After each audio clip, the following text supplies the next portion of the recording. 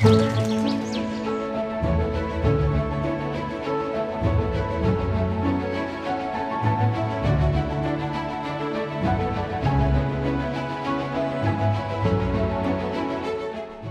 دايما مصر. أيوة، مصر اللي بتحصد النصر بعد تعب وتحديات، لكن فيها أبطال قادرين يصنعوا المستحيل. من أكتوبر 73 لحد أكتوبر 2025، سنين وسنين، وفلسطين في قلب المصريين عنوان. ومن أرض سينا اتجمع العالم وقال الزمان ورا مصر يا رب سلام، ومش هنقبل غير السلام عنوان.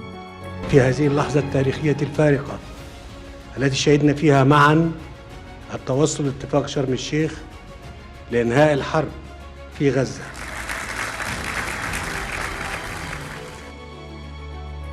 ومن هنا كان كلام لف العالم في منشطات تحكي عن مصر وجهودها الإنسانية في غزة، اللي بتحكي عنها كلام وكلام.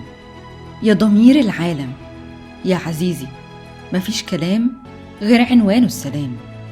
ومن هنا بقت المحروسة بالبنط العريض في كل المواقع والصحف العالمية، حكاية يتعلم منها الأجيال.